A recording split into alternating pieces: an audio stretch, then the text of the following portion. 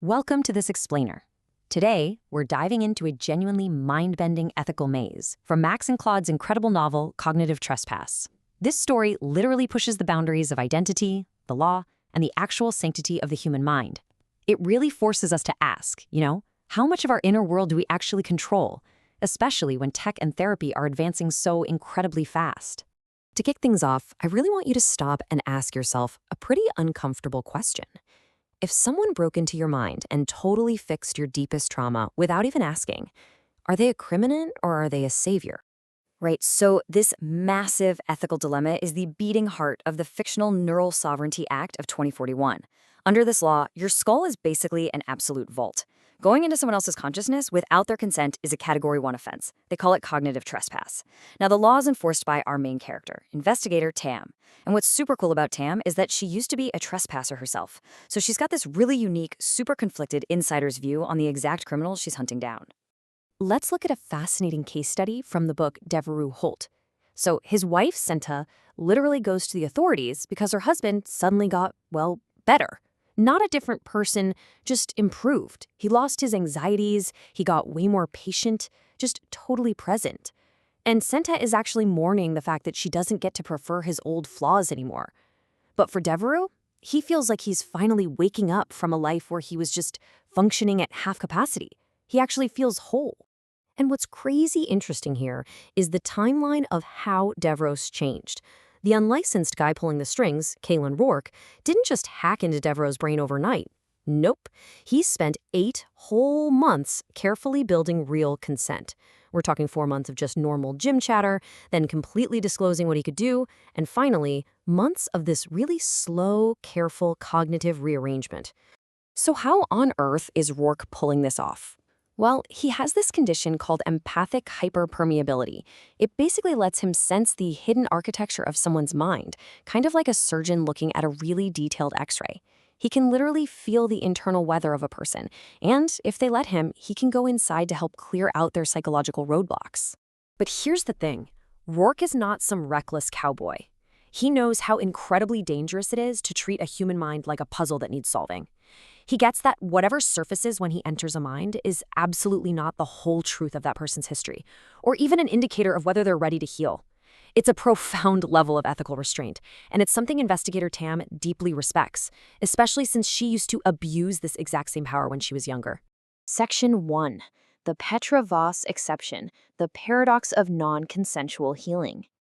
Okay, so Rourke's super careful ethics totally fall apart with this next case. Petra Voss. She went 14 months completely unable to grieve her dead mother. Even before her mom passed, Petra had unknowingly built up this massive psychological wall to block out the pain, and she ended up completely locked out of her own grief.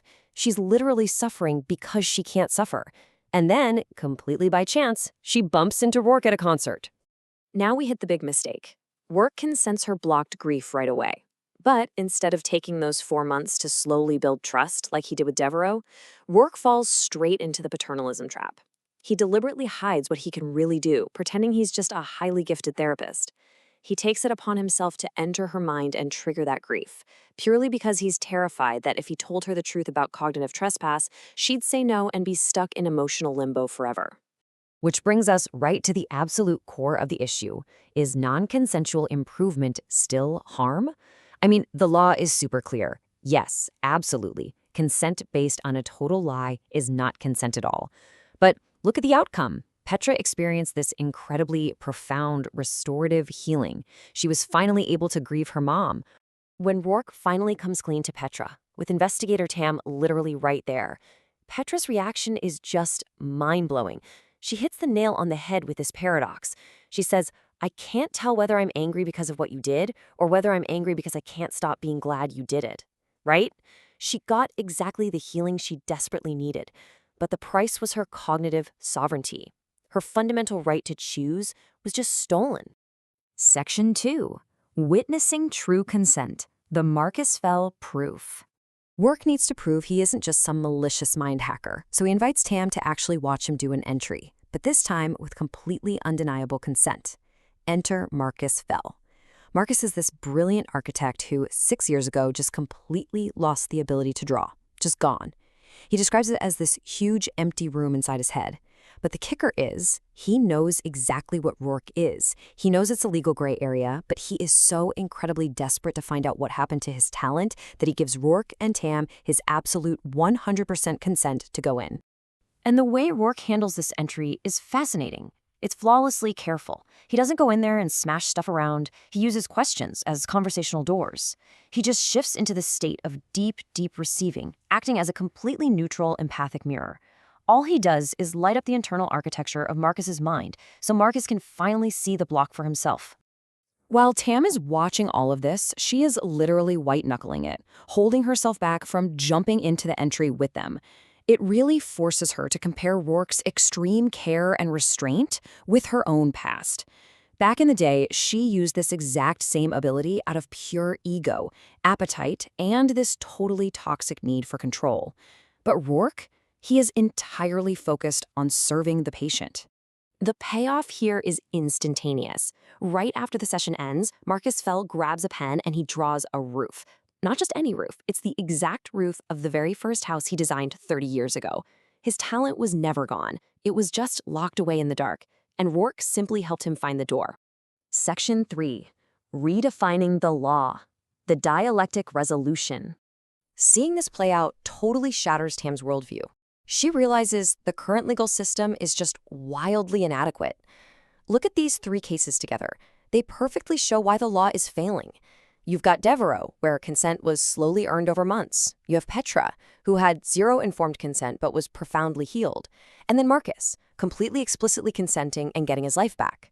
It proves that yes, the law is right to criminalize the horrible violation of trespass, but it completely ignores the massive potential for consensual cognitive care.